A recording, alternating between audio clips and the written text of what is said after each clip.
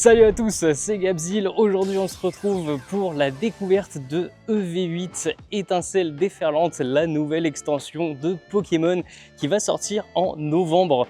Donc là, on est en fin octobre, mais grâce au petit format avant-première qui en plus maintenant est disponible chez Cinegoodies, notre partenaire historique, on va pouvoir découvrir la série en avance.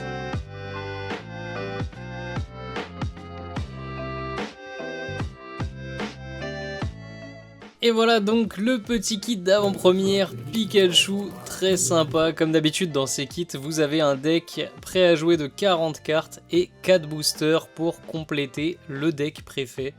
On va aller voir nous ce qu'on a à l'intérieur. Et ce sera Baojian, la petite carte promo. Il y a 4 cartes promo estampillées pendant les avant-premières. Toi aussi? Incroyable. C'est marrant, je crois que derrière ils ont un double magnéton et nous on a un double Baojian. Et à l'intérieur, les 4 boosters, malheureusement je n'ai pas eu l'art set, pas de Latias Latios. La petite setlist avec toutes les cartes, ça c'est un peu ce qu'on retrouve avec les images dans les catalogues de TB. Et on va découvrir ensemble le deck qui se cache derrière Baojian. Ce sera donc un deck Palmaval et Chongjian, duo plutôt improbable. On va voir ce que ça donne un petit peu en termes de cartes. Bon, c'est un deck d'avant-première et c'est un deck donc énormément d'énergie, d'objets, sachant que les objets et les dresseurs sont repris dans les anciennes séries. Le Ronflex c'est vraiment pas terrible, mais sinon on a quand même des belles cartes, hein. On a des belles illustrations.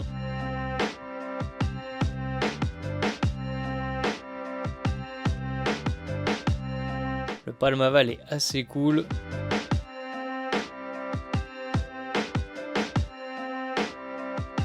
Et en vrai, ce Chongjian, je pense que ça va être la carte que je vais le plus utiliser dans ce deck. Ouais, je sens que je vais galérer à jouer ça.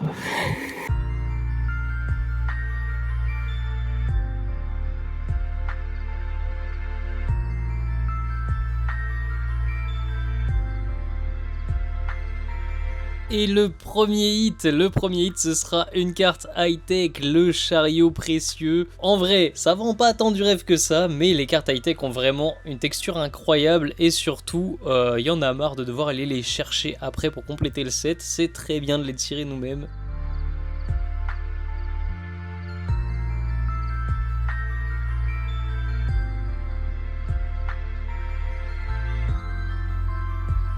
Oh, un petit reverse sur le Paradoxe. Vous connaissez mon amour pour les reverse Paradoxe sur ce chef de fer, ça rend trop bien.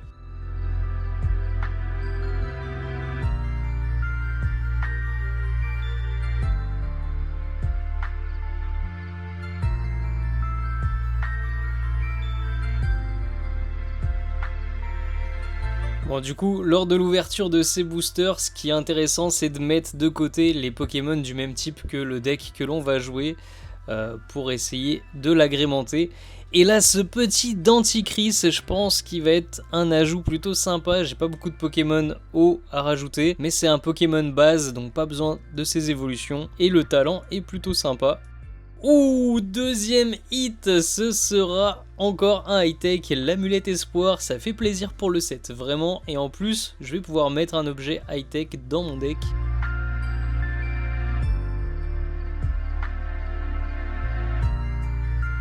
Donc là, le petit Denticris, hein, avec son talent contre-attaque, ça peut être très sympa. Je vais enlever les Ronflex, en vrai, je vais mettre Palkia et Denticris. Et il va falloir faire un choix pour les objets high-tech, on a le droit d'en mettre un seul dans le deck, donc ce sera le chariot. Et maintenant, je vais sleever toutes mes cartes. Et oui, si vous venez en avant-première, prenez au moins 40 sleeves. Vous pouvez venir avec un paquet de sleeves complet. Moi perso, j'en prends en général 40, comme ça je sais exactement de combien de cartes j'ai besoin. On compte bien, 40 cartes dans le deck, pas une de plus, pas une de moins, et c'est parti.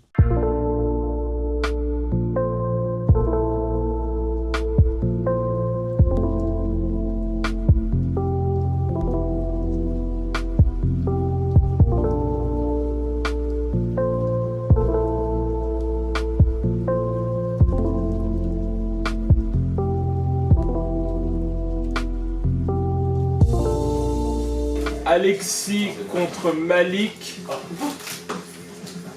Gabriel contre Bruce et Gabin contre Lola. Bon match.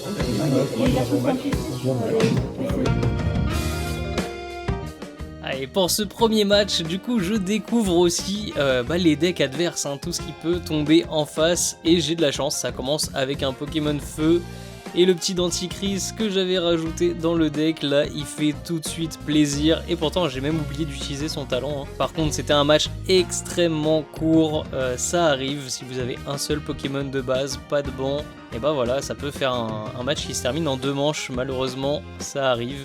Surtout avec les decks d'avant-première qui sont pas forcément optimisés. Le deuxième match était tout de suite beaucoup plus compliqué car mon adversaire avait tiré une X, le Motorizard X en FA, très belle carte. Mais surtout, quand vous avez une carte X que vous pouvez ajouter dans votre deck d'avant-première, ça fait tout de suite une différence de niveau qui est assez énorme. Les Pokémon X ont beaucoup plus de PV, beaucoup plus d'attaque. C'est très compliqué de les vaincre avec un petit deck d'avant-première de 40 cartes, très basique.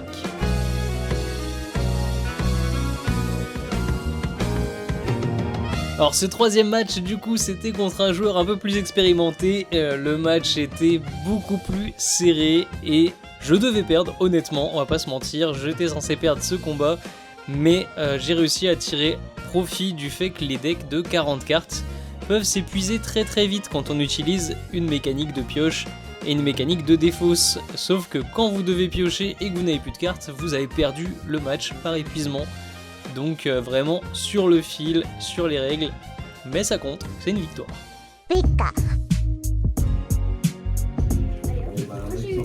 Disait biberon, Griboureigne, oh il est trop mignon. Kecleon de Shinji Kanda. Un petit Craquenois, Tiongjin. Oh Malvalam, il est beau gosse. Il est beau gosse, le petit Malvalam feu. C'est trop bien. Oh, noix de coco. Chromago. Oh, une petite ex. Fulgulero ex. Ça fait plaisir. Commence le set. Petit Manta. Trop mignon. Archeodong. Bacabou. Prototo.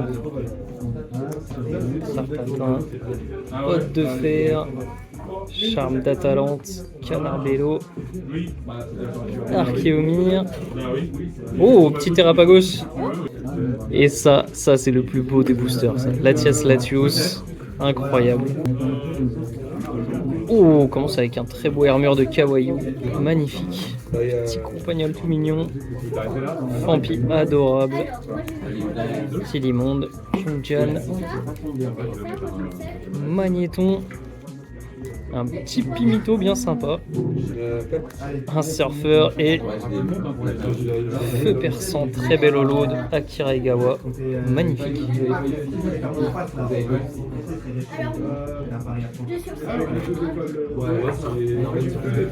Ok, du coup on perd pas de temps, on va attaquer direct notre full set, comme ça voilà, il n'y a pas des cartes qui traînent dans tous les sens et on sait ce qui nous manque, ce qu'on va aller chercher dans les prochaines ouvertures et aux prochaines bourses d'échange. Alors on n'a pas eu énormément de hits, mais normalement en termes de co ça commence à se remplir. Mais vous allez voir, les pages sont quand même encore bien vides pour une simple raison que j'ai pas évoquée pendant la paix, c'est que le set contient 191 cartes. 191 cartes dans la numérotation, donc pour le full set. C'est énorme. Pour titre de comparaison, sur Twilight Masquerade, donc Mascarade Crépusculaire, c'était 167. Et sur Couronne Stellaire, on était à 142 cartes. Donc là, 191, ça va vraiment être un gros set, avec beaucoup de hex à aller chercher, je pense. Et du coup, on peut voir, il y a des pages quasiment vides. Après 2 kits d'AP, en même temps, c'est pas si énorme. Hein. Mais je suis très pressé de remplir ça. Surtout ça, là, regardez-moi ça. Et les petits duos très cool déjà. Je sais que le Charbonbin est super cool, mais on l'a eu que en reverse. Ensuite, les hauts, les électriques. On a des sets où à la deuxième page, on est déjà au électrique, hein, deuxième ou troisième. Là, c'est quasiment vide.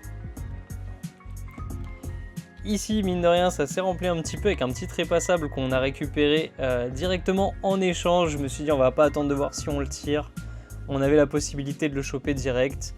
Voilà, c'est pas un gros ex en plus, hein, on va pas se mentir, les gens vont pas chasser le trépassable, je pense. Petit Fampi trop mignon. C'est vrai qu'il est adorable. J'aime trop sa tête. Ah là, ça commence à se remplir un petit peu de ce côté-là. Le côté acier est quand même assez grand hein, aussi. D'habitude, acier, on a vraiment 3-4 cartes qui se battent.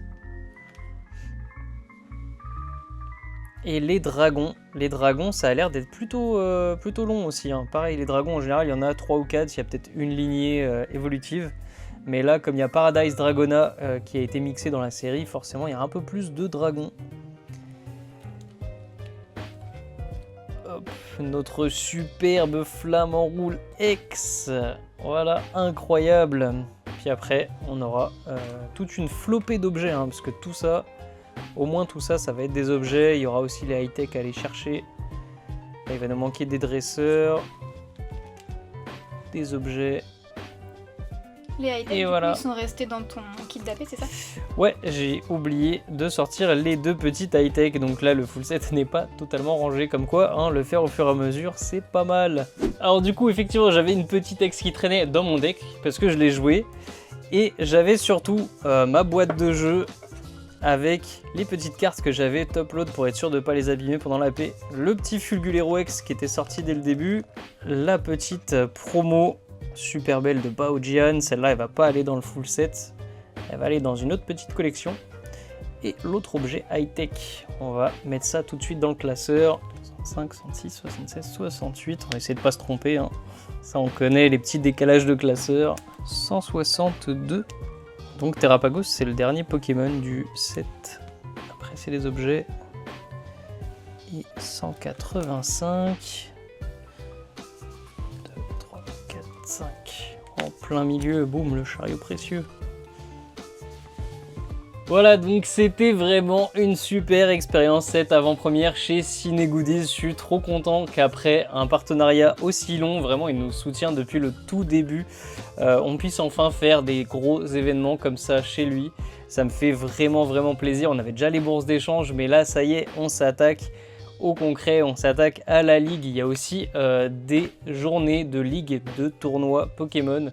Donc n'hésitez pas à aller voir si vous habitez dans le coin. Et en tout cas, on se retrouve très bientôt pour de prochaines ouvertures de ce superbe set. C'était Gabzil. Ciao!